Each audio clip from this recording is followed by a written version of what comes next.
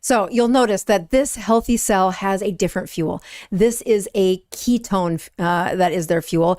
And notice that in the setting of oxygen, there are still some great things that are happening, meaning you are taking energy and moving it along that pathway. You're taking those electrons, you're shuffling them down the mitochondria, and what comes out the other end is that phosphorylated molecule. That is another form of respiration. What I want you to notice is absent in this slide is there is no lactic acid, there is no succinic acid. So that respiration happened because the healthy cells takes that oxygen and turns it into carbon dioxide and water. That is respiration. Even in the setting of healthy cells having no oxygen for a short minute, people say, can you live without oxygen? Well, not for very long, but your mitochondria have this built-in backup plan. And again, this is really important when we're talking about cancer. These healthy cells know what to do when oxygen isn't around, when it's not present. And it starts just like before, it takes glucose, turns it into pyruvate, and it uses this substrate level phosphorylation. I know no one cares about that, but this is not the phosphorylation that was found inside the mitochondria. It's a substrate that we are phosphorylating, otherwise known as fermentation. So we have respiration, we have fermentation. One of them is a very efficient, high return of investment. The other one, not so good. As you look at the other place where it has a sneaky little side door for allowing energy to be made in the cell, it uses the Krebs cycle. It takes, it doesn't use glucose or pyruvate. It uses an amino acid that is found in our body, and it turns it through the succinic acid pathway into fuel, another form of fermentation. Again, most of you aren't going to care until the day you get cancer. So as we look at some of the review, this is important to remember. Glucose is a fermentable fuel. Glutamine is that amino acid, the one that you don't eat to get that amino acid. Your body actually makes it. It is not an essential amino acid. One of the biggest environments for making that glutamine is a high glucose state. So that glutamine via the succinic acid is fermentable. What is off that slide again is that ketones are not a fermentable fuel. So as we go back into our little stubby little mitochondria found in cancer cells, here comes the glucose. They're going to start out very similarly. We did note that oxygen is in the scene. You're going to take the glucose, turn it into pyruvate, but in the process, 20% of the energy that this mitochondria makes inside the cancer cells is fermented through the lactic acid pathway. The other little side chain I was talking about, that glutamine sidekick, turn it into fuel, it does use the Krebs cycle. It's very wasteful when it does that, but through that succinic acid, it ferments the fuel. And that's where 75% of the fuel from a cancer cell comes from.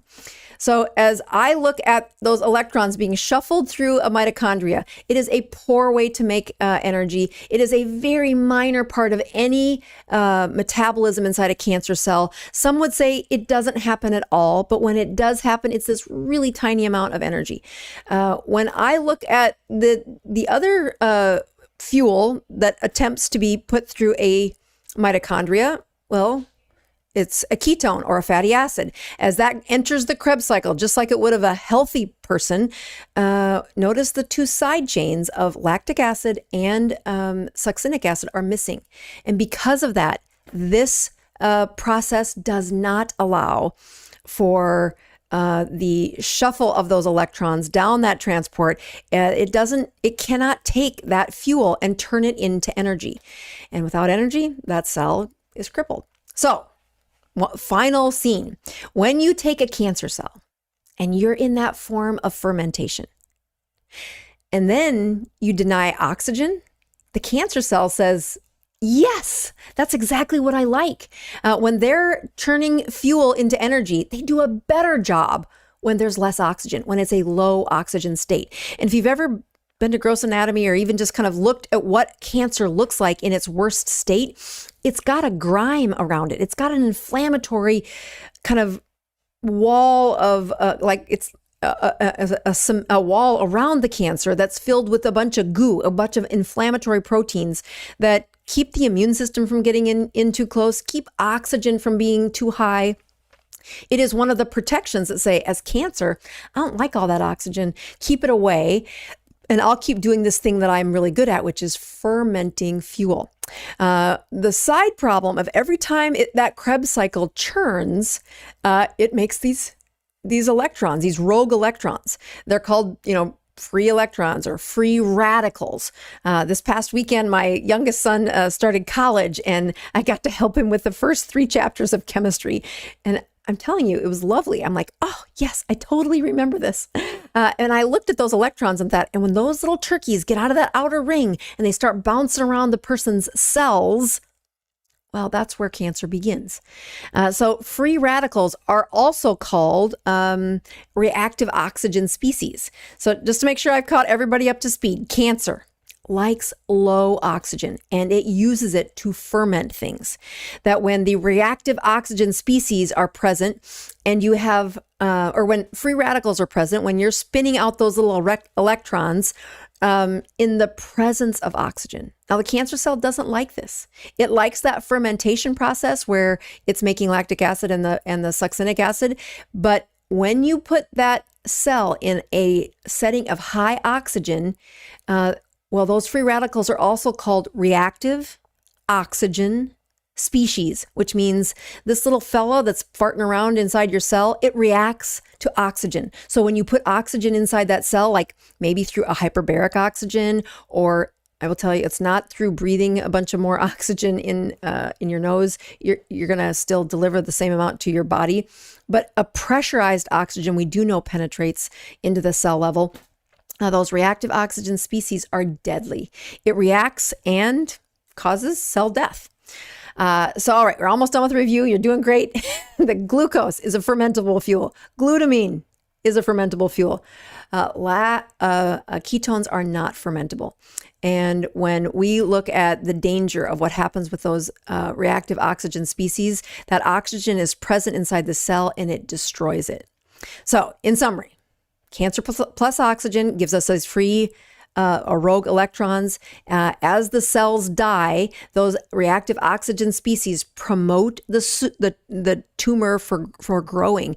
As those hang out before the cell dies, right before the cell dies, it's developing the soup that cancer loves to live in. It's making these cells resistant to our therapies throughout medicine. It's also the inflammation that it promotes. Those little rogue electrons your body doesn't like that, but the cancer loves that. And it's in this space where all that soup is surrounding the cancer cells, and the immune system cannot get to it. So as I look at cancer uses fermentation. It does not use oxidation. Cancer fermentation is also called, it cannot use respiration. The ketones use oxidation, and cancer cells cannot use ketones. So back to this. Healthy cells, how do we fuel them? What types of fuel are we using? We've gone through ketones and glucose. What's the environment around that cell? What's the cost of that energy? What stresses out the cell? So this chart, I think, is a better way to say, all right, we've got cancer cells in the one lane. We've got healthy cells over there.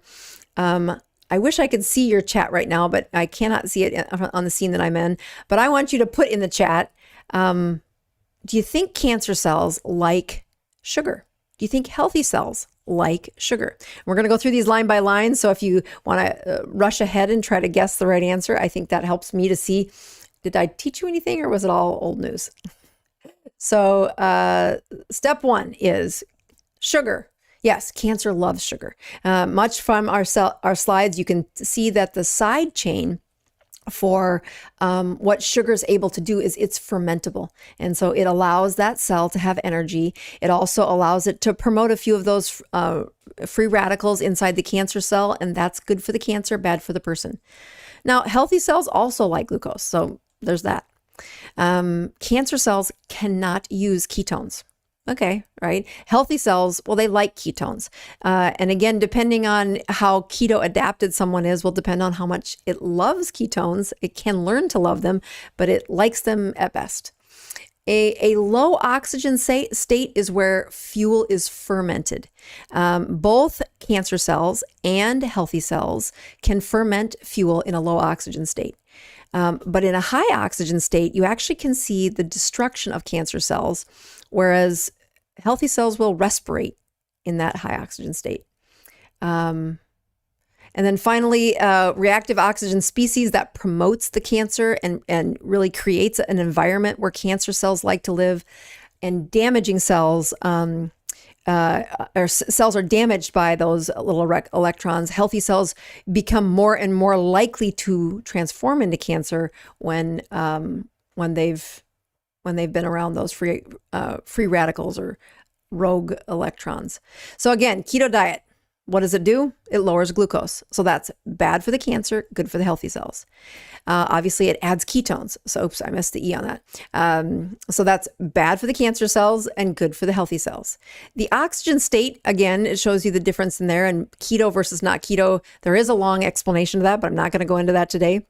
The most important part for this chart is the keto diet decreases the reactive oxygen species, whereas the healthy cells don't.